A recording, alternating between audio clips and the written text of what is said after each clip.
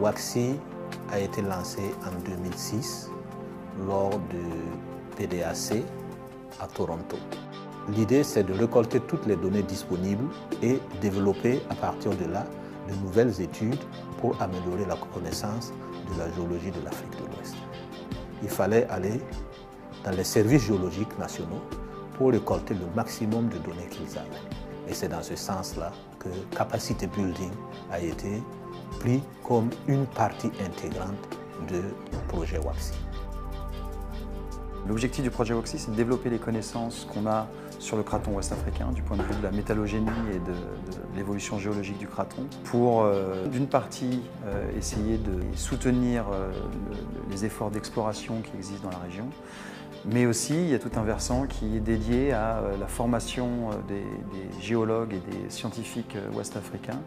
Donc la philosophie, c'est de rendre les nationaux capables de développer leurs propres travaux qui soient utiles aux sociétés minières, puisque ce sont les sociétés minières qui donnent l'argent.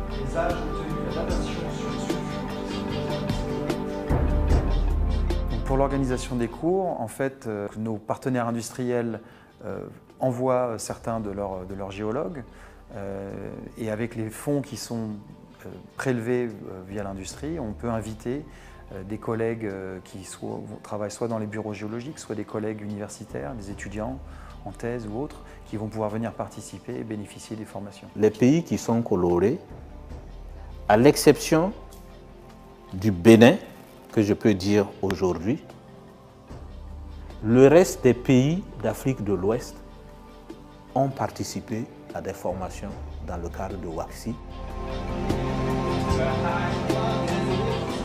On a des programmes très appliqués avec d'un côté de la recherche fondamentale qui recouvre des grands champs des géosciences, que ce soit la géochimie, la géochronologie, l'évolution structurale, pour essayer de peindre un petit peu l'évolution de cette région du monde, l'évolution géologique.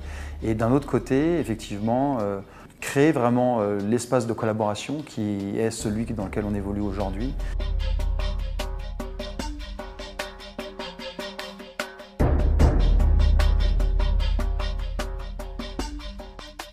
L'organisation des cours, nous avons toujours tendance d'associer une partie classe avec travaux pratiques, échange entre les participants au cours à travers de petits ateliers à l'intérieur du cours lui-même et systématiquement, tant que c'est possible, une visite de terrain afin que les gens mettent les pieds sur les réalités que nous affrontons sur le terrain.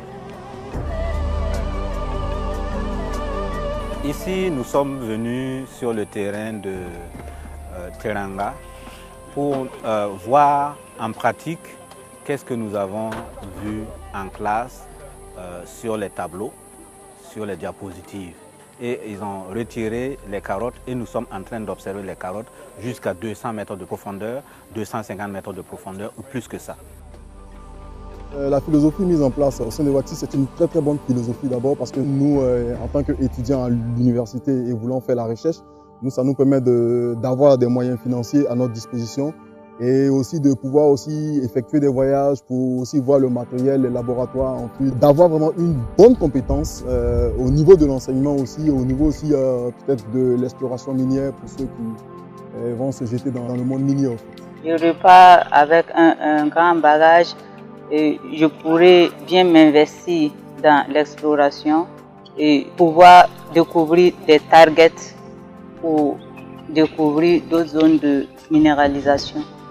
Dans la manière de faire, je pense que le projet WACSI est fondateur et pionnier dans justement la capacité d'intégrer des gens avec des objectifs très différents, que ce soit les bureaux géologiques, les universitaires ou les industriels, mais également de réunir des personnes qui ont on vient tous avec un bagage différent, avec une culture différente, et qui ont un but commun d'essayer de faire avancer les géosciences en Afrique de l'Ouest. Comme vous le voyez là, il y a des belles carottes, c'est de la géologie.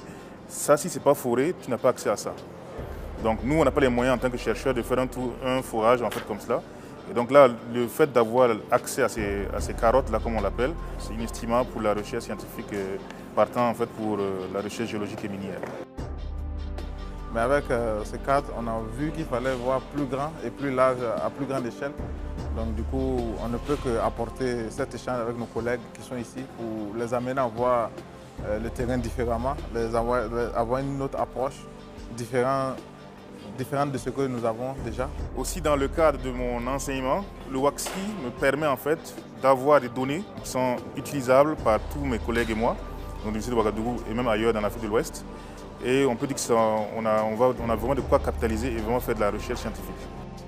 Les étudiants qu'on a ici sont des professionnels, qui ont des gens qui sont des fois même mes aînés et qui ont une expérience et un parcours différent du mien. Et donc ces échanges sont vraiment très importants et très bénéfiques sur l'intégralité du projet, je pense. Avec les formations qu'ils ont eues, il y a certains qui sont devenus des directeurs généraux dans leur service géologique, qui ont pris des responsabilités plus importantes parce qu'ils ont eu la formation nécessaire pour élever leur niveau et pouvoir répondre aux besoins de leur État.